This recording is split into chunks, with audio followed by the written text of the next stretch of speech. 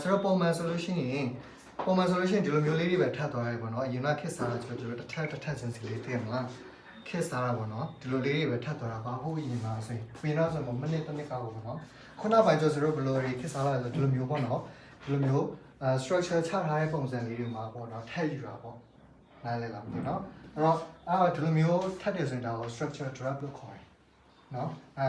ပြောရရင် drop ဆိုတာ dripping ကိုပြောချင်တာပါမြန်မာလို့ဆိုရင် structure dripping လို့ပြောချင်တာအဲ့တော့ဒီပုံစံတိုင်းလေးရအောင်ပေါ့နော်ဆိုတော့ဒါပိတ်စားနေပြီးတော့ရအောင်ယူထပ်မှာပေါ့အဲ့လိုပုံစံ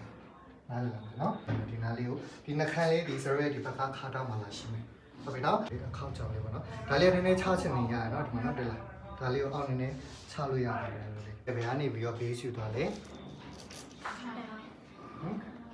ခါတာနော်ခါတော့ကနေပြီးတော့ဆိုတော့ဘာလို့တော့လဲဆိုရင်ယူသွားတယ်ပြီးလို့ရှိလို့ရှိရင်ဆိုတော့ကိုလိုချင်တဲ့အမြင့်ကိုအရင်ဆုံးကြည့်ထားမယ်ကြည့်ထားပြီးလို့ရှိလို့ရှိရင်ဒီရဲ့ဆက်ရှစ်ကိုအရင်ဆုံးဘာလို့ထားလဲဆိုလို့ရှိရင်ဒီရဲ့ခါတာမှာတော့လာထောက်ပြီးယူထားမယ်ပြီးလို့ရှိရင်ကျွန်တော်ဆိုတော့ဒါလေးကိုပြန်ပြီးထပ်ယူရနားလည်မယ်နော်အဲ့တော့ဆိုလို့ရှိရင်ဒါလေးရသွားပြီဆိုလို့ရှိရင်ဆိုတော့အဆက်ဆိုလို့ရှိရင်ကတ်ချီနေတာကိုဘာလို့လဲ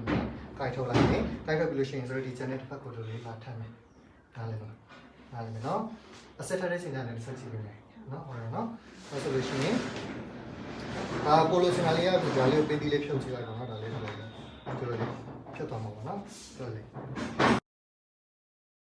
နော်အစရမလား